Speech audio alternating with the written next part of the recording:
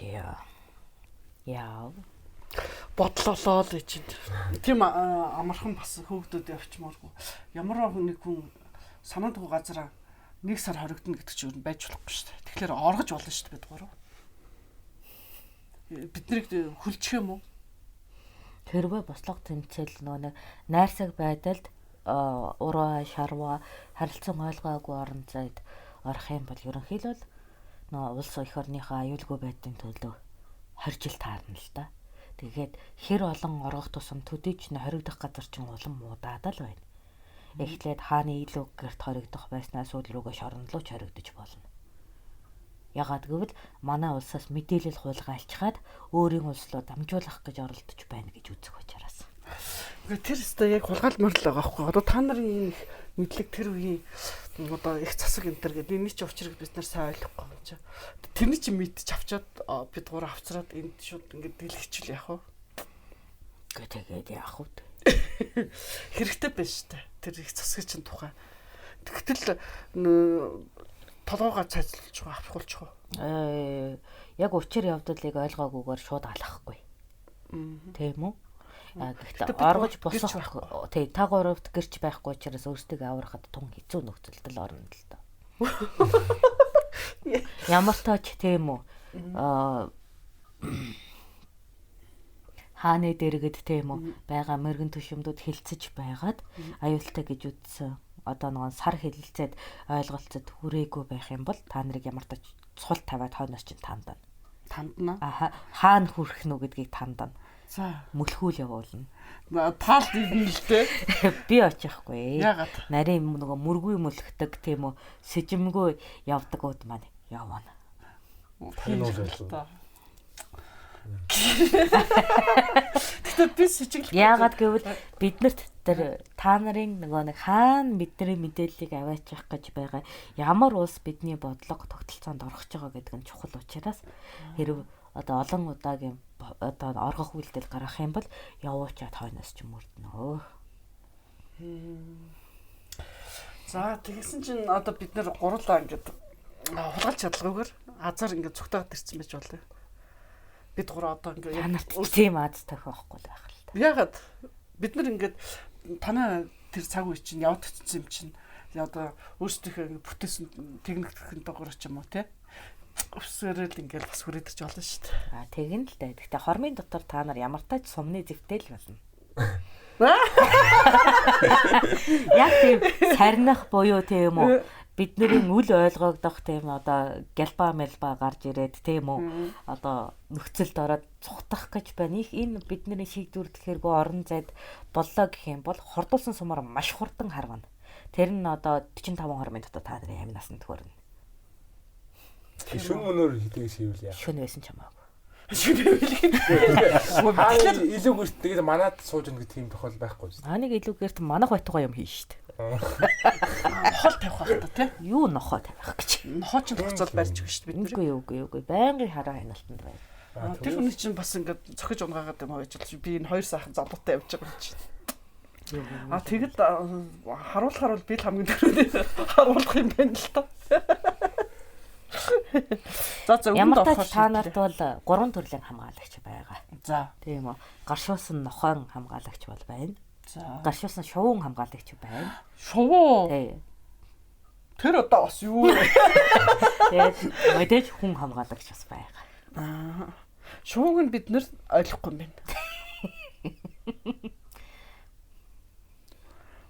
Тэг яг тэр шувуу өөр газар энэ нисмэсчих та ерөнхийдөө харж идэг юм бас. Ерөнхийдөө хэрэг оргож бусгалаа гэх юм бол шувуу бол одоо байр шилэн өөрчилж тэгэж та нарыг аль зүг рүү хаашаа цухтаж байгааг мэдээлнэ. Амар Хяналтын камертай л байгаа. GPS үү.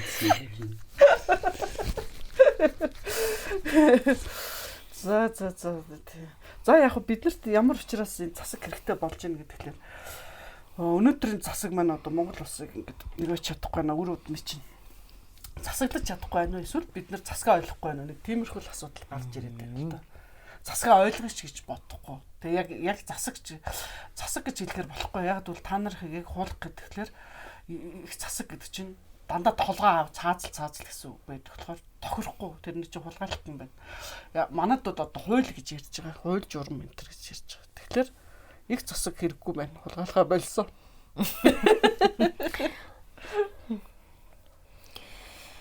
Та нар юу хулгайлах нь ойлгомжтой л доо. Хааны эмэг бүлцгэл хулгайлах.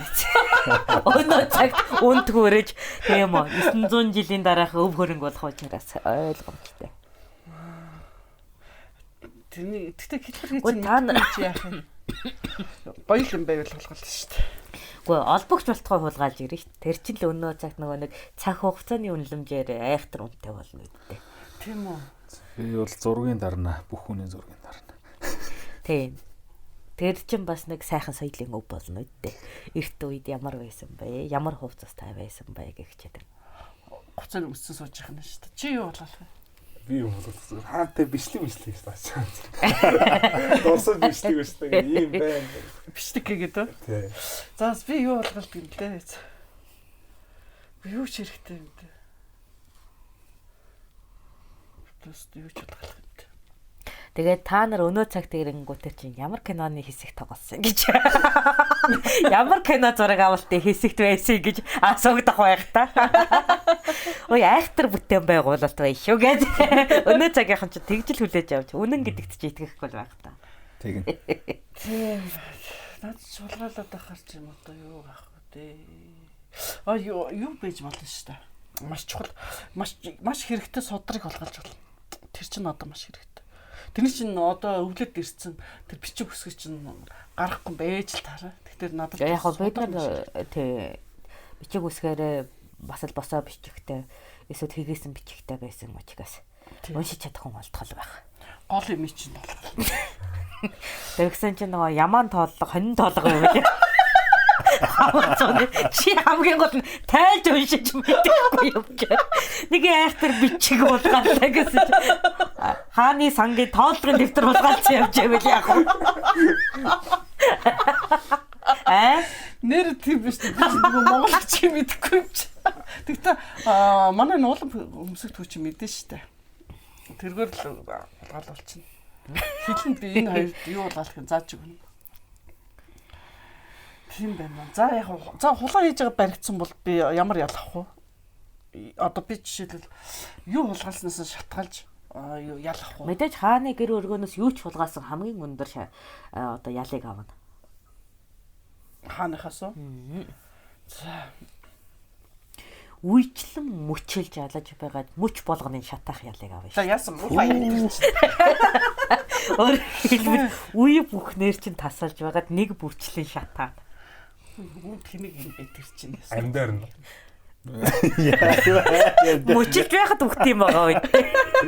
Гэхдээ үзүүрээс нь ахуулаад тасдээ шүү дээ. Энэ нэг үе таслаа. Үннээ хэл өчлөн хэл ямар санаа агуулсан гэд хурууны үзүүрээс нь ингээ мөчөөр нь тастаад нэг үеэр нь салгаад манай их бит тэнд дуртай нороггүй шөрмөс үеэр чи салгаа сууж явах байх. Муха би их бит тэгж яргалах тэр чи амар яргалдаг. Тэгээд нөгөө эмнэлгийн юу гэдэг те хэрэглэгдэхүүн сайхан туршилт хийх туулдаа ирлээ гэдэг те тэр чинь амар зөвх яхна яг үнэн гадаадас те ирээдүйс ирсэн үнэн байна уу гэд ямар муха хорон бүр ингээд эсийн хүртэл ингэж үцэх болтой те ямар тач мөчий чинь мухарлаж их бие тоолгой болгочоод дараад нь гавлын чинь нөгөө нэг судлын орон зайд гадас шаажгаад үннийг нь яриулна гэж бас баахан зовоох багт. Уцартай. Ямар та чи тийм амархан өөхөхгүй хөлгаараа алдсан чи. Баялаа хулгай хийх. Тэгэхээр яг цаг хугацаагаа хүлээгээд сууж лээсэн дээр юм байна да. Тийм байна. Тэгтэл энэ дандаа тэр их засаг дээр чинь дандаа цаацлал гэсэн юм. Тэг ярган ч их муухай юм байна. Тэгтээ тэр нэг юу байхгүй. Хагсан ч юу цаацалдаг шүү дээ. Тэр бол ер нь онцгүй байна. Их засгаас яг одоо манай яг Монгол улсад аваад авах юм юу байгаа. Тэгээ их засгийг нэг бүрчлэн ухаглах юм бол аваад авах юм их л байгаа байх та. үзэл санааг нь авах ерөнхий үзэл Тий, санаа. үзэл баримтлалыг нь ядаж үр дүн тийм үү цаазлалтын ялыг нь биш гэхэд тэр цаазалж байгаа учир шалтгаан уялдаа холбоог нь ойлгох нь чухал үү. За Юу заа гэж. тэр чи яг талаар яг асуусан манай одоогийнхтой л адилхан мөрдөн байцаагаал юу хэрэгтэй гэдээ асуугаал тэгэл яг л ижлэх юм биш үү ер нь.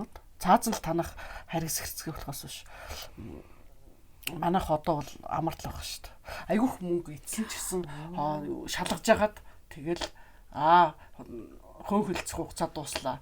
Болоо чи ялуу гэд гаргачихж байгаа юм чинь. Манайх тэгэхээр их инэрэнгүү хууль дүрм. Инэрэнгүү дээрэмчдийн бүлэглэлийн амьдралтай. Ард иргэдүүд нь дээрэмдүүлж шуулаж идүүлэх нь манай мөчлөлтөөс илүү зовлонтой. Хинд ард түмэнд үү? Гэхдээ би бол мөчлүүлэхгүй шүү дээ тэнд чинь. Мөчлүүлэхгүй ч гэсэн тийм үү.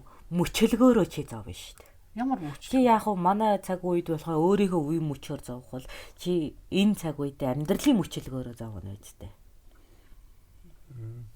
Би зөндөө мөнгөтэй юм чинь гадаад гарчиж болно шүү дээ. Бас тэргүүрээ сайхан яг өөртөө ихлэх хулгайч нартайгаа хамт хүүхдүүдээ суулгаад тэгэл сайхан идэж угаал жаргал энэ тэнд агнуур хийгээл тэгэл амьдарч болно шүү. Гадаадад амьдрахад нөгөө соёлын орон зай шахалт хяналтгүйгээр амьдарч болдог гэж юу.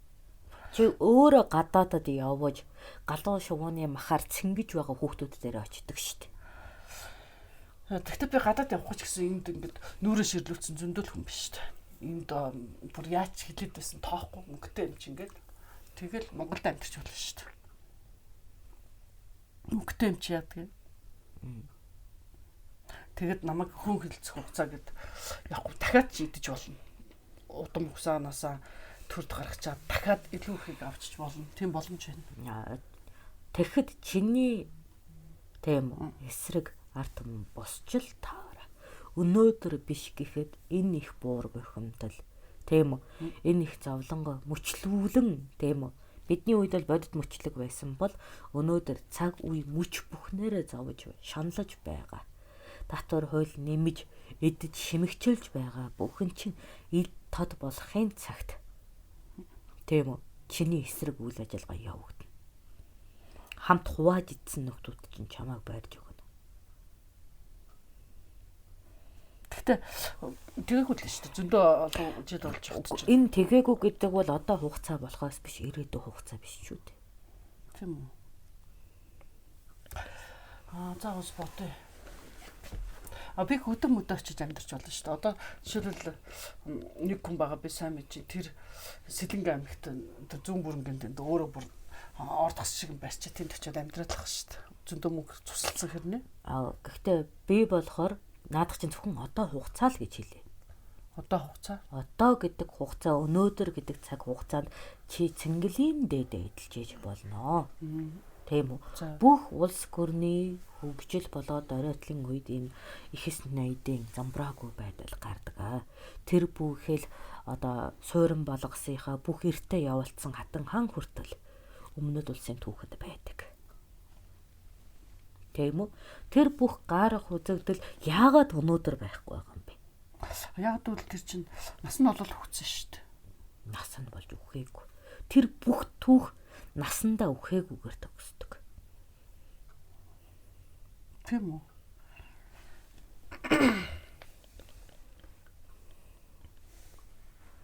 Тэгтээ тэр цаг үед л яг хүмүүс чинь ингээд ард түмэн уурлахлаараа алчиж болтгол байсан л да. Одоо өнөөдөр ч ална. Өнөөдөр ч ална. Алаагүй байгаа шүү дээ. Алж чадахгүй. Одоохондоо амьдралд сайн байгаа учраас алаагүй байгаа. Гэхдээ тэр муу гэдэг завиурыг мэдэх цагт өнөөдөр хууль эрх зүйн орон зай өөрт ирэх ял шийтгэлээ их согоорон алах үе байдаг. Тэр зориг гардаг. Өөрөөр хэлбэл алдах юмгүй болтлоо ядарсан үед тэр зориг гарч ирдэг. Тэгж алуурчин гарч ирээд байгаа юм уу? Би тэрний чинь нөгөө мэрэгжлийн алуурчин хийдэг юм байх гэж бодсон шүү дээ. Тэгэд одоо манай Монгол улсад нөгөө мэрэгжлийн алуурчин байхгүй учраас тэр хүмүүсийг алж чадахгүй байх гэж бодод байсан. Энэ мэрэгжил гэдэг байх юм байхгүй. Аллахт мэрэгжинч гэж юу байх вэ? Гэхдээ чамд энэ амьдралд өөрийн амнаас чинь өөр үнцэнтэй бүх зүйлийг чинь ямар нэг байдлаар хувилдаан, зарчим, шүүх эрх зүйн орон зайгаар дээрэмдээд байхаар эцэст нь шийтгэс хэрэгтэй. Тэр мэрэгшил гэх зүйлгүйгээр аллагыг үлдэж хор хохирлон илэрхийлдэг. Сүүлдээ баг ихнэр жаалах юм шиг. Юу ихнэр нь ал. Тэр нэг хуу балер төшмөлийг ихнэр жаалчих юм. Гэр бүлийн хүмүүс бол хамтын аз жаргалаараа байдаг юм л да. Яг бол төшөмдийн олсон хөрөнгө ихнэрт чоол болно шүү дээ. Гэтэ ихнэр нь хүүхдэд чоол болно. Тийм юмнээс ухаарна гэж байх юм. Хүн хоолндоо цададгаас гэх юм уу. Арт хүмүүнөө зовоо нь үгүй ихнэр бол нууц амраг асан л болж зовно. Тий. Миний балчир тэнийг юм байна да. Хүн байж та бусдын өмнөөс нэг зовдөг юмтан биш. Харин өөрийгөө зовлон илэрхийлж бусдыг зовоодаг юмтан байхгүй юу? Энэ л зүй тогтолчин өөрөө төрийн эргэлтийн үндэслэл шүү дээ. Гэхдээ миний нэг анзаарч байгаа зүйл гэвэл яг энэ цаг үеийн гол асуудал гэвэл биднэрт хууль засаг байгаа мөртлөөсөө тэр нь тэгш хизээч хэрэгждэггүй.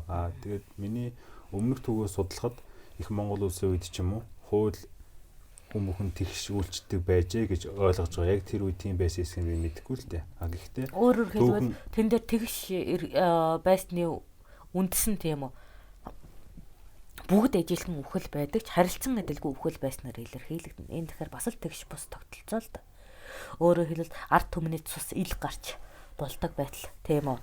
Хаат тушмад язгууртны цус ил гарч болдоггүй гихчлэн бас хууль засаг хүртэл тэгш бус байсны илэрхийлэл бий. Гэхдээ үхэл бол бүгдэд тэгш байсан. Янг өрний үед өглөөж худалдаашид босоод Монгол цэргүүдийн харуул хийж хаалган дээр очиж 8-аа их дуртай байдаг гэж уншиж байсан. Ягаад тэгэхээр тэнд хууль маш хурдан хэрэгждэг. Хулгай хийвэл тэр доор нь газар дорн шидэд гар хуруугийн тасддаг. Тийм учраас тэнд маш худалдаа 8-аа бүх зүйл шудраг байдаг. Монгол цэргийн үг бол хуультай ажиллах байсан. Тэгээ Монголын хууль 3 хоног ч гэж бас өгнүүд тарсан байдаг. Сурвалж бичгүүд бичигдсэн байдаг байх. 3 хоногийн дотор бүх газар хүрдэг гэх мэтчлээ. Тэгэхээр өнөөдрийн бидний асуудал бол хууль нь байгаа мөртлөөс огт хэрэгждэггүй. Мөнгөтэй хүний өмнө хууль хүчин мөксдөг. Тэр нь л бидний завхарлын алдаа. Их засгаас авах юм гэвэл би бол хуулиа хэрэгжүүлдэг байсан тогтолцоо нь л баг гэж бодож байна. Хууль хэрэгжээл эхэлчихвэл асуудалгүй болж байна. Өөрөөр хэлбэл хуулийнхаа өмнө хаана хүртэл өвдөг сөгдөж толгоогоо авахуулахад зээ тангараг өргөдөг байлаа шүү дээ. Энэ бол манай хайхамшигтай түүхийн нэг. Үнэхээр багталтай. Өнөөдөр аль ч улсад хаана тийм хуулийнхаа өмнө өвдөг сөгдөх нь юу л бол. Тийм биз? Бултаал гарчна. Бултаж гарна гэдэг. Тэнд соёлж ин гэдэг бол миний бодлоор хамгийн дээд соёлыг бүтээсэн бизээ. Өөрөөр хэлбэл хуулийн өмнө хаан хүртэл хүч мөксдөг соёлыг бүтээсэн гэдэг бол ард томон амар амгалан зүв байгаад хүртдэг, буруу байгаад цээрлэгддэг тогтолцоо байсан юм уу да. Өнөөдөр бид нар ёс суртахуун гэдэг Япон улсыг их жишээлж авч үздэг. Маш ёс суртахуунтай, хуулийг чандлан дээдэлтэй, нэг алдаа гаргал огцордог гэдэг. Харин миний бодлоор хамгийн дээд соёлыг түгээж чадсан хүмүүс бол монголчууд гэж боддог. Эртний монголчууд. Цаг хугацааг тэгшидхэн авч үзэх юм бол Японоос ч илүү байсан нь үнэ. Нууц бүлгэн байна уу? Тэр хамгийн дээд өөр улсын хам байна уу, хаан байна уу? Эс хамааран хууль тулхан хүлээлгэж чаддаг байсан. Тэгээд хохирлоор хэмждэг байсан нь өнөөгөөс өвөрмөц сэтгэл гэлтэй. Тийм биз? Хохирол үүдгээгүй байхад хинч одоо гомдол мэдүүлээ гэд тухайн хүнд хууль үйлчилдэггүй. Хохирсон гэдгээ илэрхийлсэн тохиолдолд тухайн хүний тэр хохирлыг заавал төлөвлөдөг байсан. Энэ тогтолцоо нь өнөөгийн тэр хүний эрх гэж ярьдаг орон зайгаас өөр сэтгэхүйтэй. Өөр соёл. Тэс өөр. Энэ үзэл гүн бодолго нь л тэр цаг үеийн бүтэмжтэй энэ цаг үеийн бүтэмжтэй байдлын ялгаа. Ухамжтай юу? Тэгэхээр сая хэллээ шүү дээ. Монголын хууль 3 хоногт гээд тэрүүнийг одоо нөгөө тэр үед байсан хаан хууль гаргалаа гэхэд бүх ард түмэнд 3 хоногийн дотор мэдсэн. Тэр нэгэ би хэрэгжүүлж эхэлдэг байсан. Гэтэл энэ өвчин одоо Монголын хууль засгийн байгууллага хууль гаргалаа гэхэд тэр нь ерөөсөө 3 хоног жаахан яригадаад хэрэгждэггүй гэд. Ийм хэмжээнд хүртэл ингээ уруу болцсон байна. Тэгэхээр чин нэг бас нэг тийм сони юм гарч байгаа. Хүмүүс өхөр Монгол гэдэг ингээд байгаа байхгүй. Тэгэхээр одоо бидний ойлголтоогоор монголчууд бид нэр одоо өхөр шиг амар тайван, амгалан эсвэл одоо дүнг тэнэг ч юм уу. Эсвэл сайнаар бодно гэдгээр чи өхөр чин бэлчээрт явчиад өөр гэрээ орлоод ирдэг шүү дээ. Тиймэрхүү хэлбэрээр бид бодож байгаа. Муугаар. Тэр үед болохоор үгүй Кедантай хөршилж байсан онгууд нь өхөр бэлэгдэлтэй байсан. Бид нар өөрсдөө чонын сүлдтэй, чонон эсвэл шонхор бэлэгдэлтэй байсантай адил тэд нар өхрийн бэлэгдэлтэй байснаас тухайн нөгөө төсөөлөж байгаа ардуудаараа жишгэлэн цуурсан явдал. Жишг нь одоо татарууд тийм үү Батхааны цэрэгөөдөд ихээр байдаг байснаас болоод монголчуудыг тэрчлэн татарууд гэж ярьдаг шүү дээ. Тийм. Тэгэхээр энтэй адилхан тэр Кедантай хэллэж байсан онгууд нь өхөр шүтэнтэй байснаас улбаатайгаар Кеданууд биднийг өхөр монголчууд гэж ярьдаг байсан. Ийм л юм бүү. Ийм л зүйл. Ухамжтай юу? Ухамжтай. Тэгэхээр бид нар бүгдээрээ татарууд гэж Батхааны цэргийн бүрдэл татаруудаас үүсэлтэй байсан шиг даяаршлагдсан нэрлэгдсэнтэй адилхан онгууд өхөр бэлэгдэлтэй байснаас улбаатайгаар даяаршлагдсан нэрлэгдсэн үйл явдал юм. Тэгэхээр чинь онгодууд чинь яг тэр үед их Монгол улсын урд хөлийн ард түмэн байсан шүү дээ. Тэ? Хэрвээ одоо чонсынхан тэндээс бол чон монголууд гэх юм шүү дээ. Тэгнэ. Тэгэхээр одоо ер нь урд зүгийн нөхдүүд л манайхныг тэгвэл өхөр гэж хэлэх нь шүү дээ. Яг тэгвэл хэлэлж ийсэн учраас. Хэлэлж байсан. Онгуудтай хэлэлж байсан тухайн нутаг, тухайн өв соёлтонгууд л өхөрүүд гэж хэлнэ. Тэгвэл хойд зүгийнхэн бол биднийг татарууд гэдэг. Татарууд гэдэг. Батхааны цэргийн бүрдэл их хөвчлэн татар цэргүүдээс бүрдэлтэй байснаас улбаатайгаар монголчуудыг даяаршин татарууд гэж хэлж байдаг. Энэ үзэгдэл юм шүү дээ. Тэгвэл онгуудууд ягаад энэ өхрийг нь бэлэгддэг байсан? Чи онгуудаас нь асуудаг хөө. Бид нар чинь одоо чонсыг бэлэгдэн. Би өөрөө чонсих учраас яагаад өхөр шүтснийг нь мэдэмгүй юм. Тэгээ онгуудтай би өгөө авооны л асуудалтай болохоос соёлын асуудал өгөө байсан. Тийм учраас мэдэмгүй да. Тэгэхээр тэнд чинь яг хэдийгээр онгууд ч гэсэн юу тал одоо Монгол гэсэн нэрийн дор тийм ээ. Хамаг Монголын монголчууд шүү дээ. Онгууд чинь гэрээ хэлцээр Тэсийн баяраар хамаг Монголын хараатад орж байсан. Монголчууд гэдэг. За тэгээд дараа нь юунууд. За тэгвэл олхнуудууд яах вэ? Бас тусдаа гэж яах вэ? Олхнуудууд, хэрээдүүд, мэрэгдүүд. Одоо хэрээдүүд гэхэд хэрээ шувууны бэлэгдэлтэй шүү дээ. Тэгээ хэрвээ урд зүгт тийм үү хэрээдүүд амьдарч онгууд биш хэрээдүүд байсан бол хэрээ монголчууд болох юм шүү дээ. Ухамжтай юу. Тэгээд одоо бол тэр нэгэ шоолтой юм уусаа хаширхаас өөр мэдгүй яг хэрээ монголчууд тэрэндээ таарсан гэх юм байна тийм ээ. Тийм үү. Одоо олхнуудууд урд зүгт тийм үү онгуудын оронд оршин сууж байсан бол буугнууд гэдэг нэртэй болох. Тэгэхээр энэ чинь бэлэгдэл зүгээр даяаршиж байгаа. Асуудал. Буугнууд. Ихэрсэн байсан бол гахаанууд. Тийм муусан гахаанууд. Бодонгууд гахаанууд гэдэг нэрлэгдэх байсан. Токсэл дээр нь тийм үү? Токсэл дээр нь нэрлээд байгаа үйл явдал. Тийм байна. Наадах ч учир утгаар нь ойлголоо ш. Онгуудууд чинь тэгээд нөгөө цэргийнхээ тэргүүн дээр ингээ үхрийн ивэр залгадаг. Тий. Тэрүүгээр их онцлогтой. Хоёр юм. Тэгээ нөгөө үхрийн бэлэгдлийг агуулдаг. Тийм алгуур удаан хэрнэг байнга зүтгэх гэсэн утгыг илтгэдэг. Одоо тэмгүн ухаан ихээр шингэсэн ардууд шүү дээ. Тэгэхээр тэр бол нэг соёлын бас л нэг өвөрмөц нүүдэлчин хэрнээ бас тэр дотроо ялгамжтай байгаа өвөрмөц соёл юм аа да. Гоё юм байна. Тэгэхээр соёл гэдэг бол одоо эцэст нь базаад хэлэхэд тийм үү? Одоо маш урт хугацааны туршид хүний амьдралын зөвийг шүүн тунгааж зөвшиж тунамлцаар хагаад амьдралын хэлбэр үүсхийг л соёл гэж нэрлэдэг байгаа юм шүү дээ. Бид нар тэгвэл одоо зөвхөн үгээр бодоод байгаа юм те. одоо боловсон соёлтой ярьлаа. Маш сайхан цэвэр цэмцгэр идэж уулаа гэдэг. Өөрөөр хэлбэл цэвэр цэмцгэр идэж уух нь бохирдолтой идэж уухад өвчин тусаж цэвэр цэмцгэр идэж уухад эрүүл мэнд сахигдаж байгаа. Энд ч л нөгөө зөв үүдлийн тонмолжил тийм үү? Тогтсон хэв загвар гэдэг байгаа зүйл чинь шүү дээ. Тийм үү? Тэгэхээр бүхэл талбарт гэж бодож үзэх нь шүү дээ. Соёл гэдэг юм ойлгох нь шүү дээ. Буруу соёлж байдаг.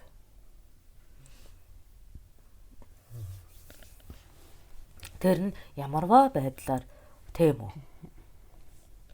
Одоо хашигдсан. Одоо ялга гэмт хэргийн ертөнцид өвөрмөц соёлоод байдаг шүү дээ. Нэгэнтээ тэд нэр эрх чөлөө, орон зай, нэр төр гэдэг нээлттэй тогтолцоонд байж чадахгүй учраас өөрөөсөө харанхуй бүлгэн бий болгож амьдардаг шүү дээ. Тэнд нөгөө өөрөөсдийнхөө орон зай аюулгүй байдлыг үүсгэхийн тулд ийм харанхуй соёлоодыг бий болгож идэг. Энд чинь амьдралыг нь бас хялбаршилж тийм үү?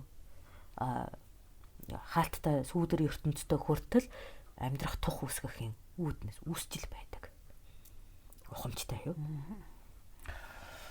Тийм. Гэхдээ одоо соёл яагаад заавал байх ёстой гэдэг тэгэхээр би биенээсээ ялгамж явах нь шүү дээ, тийм үү? Үгүй юу? Тийм зүйл биш.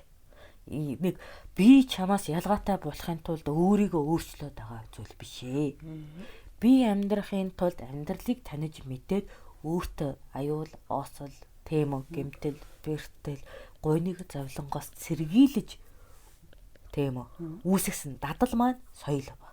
Түүнээс би чамаас ялгаатай болохын төлөө соёлтой болоогүй. Өөрөө өөрийгөө амьдралын хэв шинжид аюулгүй авч явахын тулд соёлжоод байгаа юм.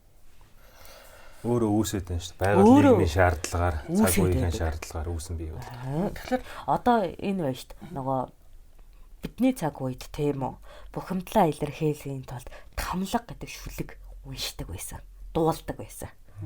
Энэ нь хипхоптой их ойролцоо зүйл л дээ. Та бухимдаад та. Юу гэж бухимдаагүй байгаад. Та нэг тэр тамлага юм шиг та. За би дуулдаг хүмүүсээр нь дуулуулнаа яар шиг. Тэгэхгүй би одоо инээж байгаа үедээ бухимдаж чадахгүй. Гэхдээ бухимдахаараа би бас тамлага дуулдаг л та. Тэгэхээр энэ одоо бид нэр бухимдахаараа тамлага дуулаж тийм үү, муу үгээр шүлгэлдэг байсан та ижил соёл өнөө цаг үед гарч ирээд байгаа нь энэ хипхоп буюу муу үгээр дуулдаг тийм үү, хэмнэлжүүлэн үгэлдэг соёлтой хийжилэх. Тэр үед та нарын хипхоп дуу исэн биш үү? Бид нар бас нэг муу үгээр хэмнэлжүүлэн тийм дуулдаг өвөрмөц соёл. Тэгэхээр эн чинь нөгөө бухимдлаас өөрийгөө хамгаалж тийм үү, тарих оюуны одоо энэ нөгөө бухимдлаа илэрхийлээд тайвшрах гэсэн зан үйл шүү дээ. Тэгээ яг энэ шиг өвөрмөц соёлууд бий болдог. Тэгэхээр бид нар яагаад Монгол байхын тулд яг заавал Монгол гэсэн бусдаас ялгарх соёлтой байх ёстой гэдээ яриад байна гэхэлэр ерөөсөө Монгол нутагт он удаан жилд ингээд шалгараад үлдсэн байж байгаа байдал хэрэгжилж байгаа юм. Өөрөөр хэл энд амьдрахад энэ зан заншил, өв уламжлал, соёлыг дагаж яхад сайхан байгаад байдаг. Өөрөөр хэлбэл шүүн тунгаагдсан асуудал. Жишг нь одоо Японы соёлоор тийм үү хөлөө нэмгэлэхээр манад бөөрийн өрөвсөлт өвчин тогтдог байхгүй юу? Тийм учраас бид нар хөлнөөс дулаахан бай гэдэг. Тийм үү? Гэтэл Оросын одоо өвөл бол толгоогоо их дулаалдаг шүү дээ. Тэрэн шиг монголчууд бид толгоогоо их дулаалахаар цус харвалтанд амархан хортоод байдаг. Ийм одоо өвчлөлийн бас өвөрмөс шалтгаанууд байдаг. Тийм учраас бид нар адилхан өвөл болдог гэд одоо Японы өвлийг дуурайж болохгүй. Сибирийн өвлийг дуурайж болохгүй л болоод байгаа юм. Ухамжтай юу? Японы өвлийг дуурайх юм бол бид нар бөөрийн өрөвсөлт өвчин газар ахуулна. Сибирийн өвлөө, шивэртийн өвлийг дуурайх юм бол тархины цус сарвалт газар авна гэсэн асуудал унах юм. Тийм үү? Тэгэхээр бид нар хөл дулаан, бүкс дулаан, тийм үү? Толгоогоо баг зэрэг дулаахан, тийм үү? Амьсгалаа их чөлөөтэйгээр авч чадаж байвал одоо л утаатай боцноос шүү. Өмнө нь бол цэнгэг байлаа шүү дээ. Тийм учраас бид нар төдийлөн оролт хэрэгэлдэггүй. Тийм үү? Харин илүүтэйгээр хүзүүгээ баглаж өндөр захтай юм уу эсвэл булган оролттой байдаг байлаа шүү дээ. Өнөгөн оролт энэ төр хэрэгэлдэг. Толгойдоо болохоор нэмгхэн малгай өмсдөг байлаа. Булган. Үгүй тэр чинь Сибирийн соёлоос орж ирсэн соёл. Сүүлд орж ирсэн соёл. толгоогоо манай нутагт гит дулаалдах юм бол цус харуулт үүсдэг. Тийм учраас бид нар нэхэстэй малгай, үүдэн малгай гэхчлээ. Хөнгөн нэмгэн бага зэрэгэл дулаан хадгалах зорилготой малгай тэргүүтийг хэрэгжилж ирсэн байгаа. Яаж аюулгүй сайхан амьдрахын төлөө соёл өсөж байгаа байд. Тийм байна. Тухайн орнд таарсан юм хэрэглэгдэж одоо жансан юм тий. Тийм. Тэгэхээр нөгөө соёл маань байгаль цаг уур орон зайтайгаа хөдөө чинээ сайхан зөгцсөн. Төдөө чинээ л амар амгалан аятах маань үүсэн шүү дээ. Тийм байна. Ухамжтай юу. Бид нар гадны орны соёлоос суралцахдаа тэрүүнийг одоо өөрхөн Монгол нутагт бас нутагшуулчих юм бол болно үсттэй. Яа, Японы тэр өвлийн соёлоо тийм үү? Хөл нүцгэн байх соёлыг оруулаад нутагшууллаа гэхээр бүр өвдөн. Өөр соёл гэж болно шүү дээ. Хамгийн гол нь тэр чинь үр дүн л илэрхийл. Тийм байна. Ухамжтай юу. Сайхан соёлууд нь орж ирээд нутагшаад сайн үр дүнд хүрэж байх юм бол боломжтой. Тэр орондоо сайн байдаг хэрнээ манад ирээ зогтөггүй соёлууд бас байдаг. Энийг л ойлгох хэрэгтэй. Жишээ нь ногоон цайны соёлыг Монголд оруулж ирээ гэж бодъё доо. Хар ядарга. Бид нар тэв төвчээртэй ардууд биш. Тэрний онд хийцтэй цагаа самраа байжсэн манай соёл зохимжтой. Ухамжтай юу. Өөрөөр хэлбэл ирээн булчин дараа удаан суудаг тэр чадвар манад байдаггүй шүү дээ. Тэгсний онд завлаа сууж исэн хамаагүй өвтэйхэн. Мөн үү? Гүнийг жижигхэн цай чанж тэрнийг болгож уулж авах гэж бүр бидний бүр нэг уул зангаас эсэргүүцдэг. Тэгсний онд тогоо дүүрэн цай чанаж байгаад түмнэрээ хуваалцаад уухаар сайхан байгаа байдээ. Тэгэхээр нэг хүнд зориулж цай чанснаас олуулаа цай чанснаа дээр гэдэг үзэл суртал байгаа нь манай соёлын өвөрмөц байдал байхгүй юу? Японы соёл тэгэхээр манад иймэрхүү байдлаар зөрчилдөх нь олоо. За жишээ нь Японы соёлд амиаг орлолт их байдаг. Тийм үү. Хевлийгээ нөгөө нэг яраад нарийн гидсээ гоож болонгууд толгойг нь цавчдаг. Тийм. Гэтэл энэний бүр эсрэг соёл нь манад байдаг. Үхэхдээ сүнс болоо чамайг хараанда. Тэр уултал би амиа таслахгүй даа гэд босоогоороо үхдэг соёл нь манад байсан. Бүр яаж зовож байсан хараалыг биш тэ үхлийн эцсийн амьсгаа хүртлээ харааж байгаад чам дээр бог болж чингэндэ гэдэг. Ийм соёл нь байсан. Тийм учраас Япон цэргийг барьлаа бол үхчихдэг, Монгол цэргийг барьлаа бол үхэн үхтлээ тэмцэлддэг. Өөрөөр хэлбэл тэр цэрэгийг өөрийгөө ална гэсэн ойлголт ерөөсөө төрөхгүй. Тэгэхээр энэ бол гоё онцлог байлаа. Тийм байдаг. Дэлхийн дайнуудад бас дурсамж номууд дээр тийм харагддаг. Эцсийн хүртэл тулалдаг Монгол цэрэг бүр сонин гэж байдаг. Тэ. Цуссан гойжод одоо унаачаа гэдэг чинь улалзаал улаанаараа эргэлдээл тайраад байдаг. Эн чин өөрөө бидний өвөрмөц гайхамшигтай соёлын нэг байхгүй юу? Тийм амархан ялагдаад ахтай яадээ. Тийм ядахтай хазан шүү дээ. Мөч хүрээд тийм өгөр яс болоод үхэрийн сүнс болсон ч тэмцэлтэн гэдэг. Тэгээд тэргүүрээ ч яг болж байгаа байхгүй. Одоо та ч гэсэн үхэрийн сүнс болсон ч ирсэн муу юмтай тэмцэлтэл суугаад шүү дээ. Яг тэр гүн үзэл бодол чинь өөрөө сүнсний асар их хүч болдог байхгүй. Хэрвээ ам игүүдгээд амьдралаас салаад байх юм бол энэ бидний сүнсний химнэлжил хүчжил үгүй болдог. Энэ амьдрал тэмүүлэх буух хүчж үгүй болдог. Тийм үү? Эцсийн мөчөд тэмүүлэн тийм үү? Одоо энэ амьдралтай зууралдаал байх юм бол сүнсний хүч чадал төдий чинь энэ амьдралтай уялдан холбогддог. Онцлог байдаг. Ухамжтай юу? Ухамжтай. За, ингээд одоо соёлын тохоо өндөрлөе. За гэлээ. Сайн юм аа. 105. Тэр ч бас болно шүү те. Зодоо хийгээд зодуулсан ч гэсэн би бол ятгатаа нэг хазаад юм уу нэг хумсаа шигдэх гэсэн тэгэл үгүй гэж боддог шүү дээ. Тэгэхээр тэнд нэг юмны юу байна? Ген вэ нэ те. Ялгадаад тахтаа яадаг. Ялж л таарна шүү дээ. За 105 хөгжилтэй байлаа.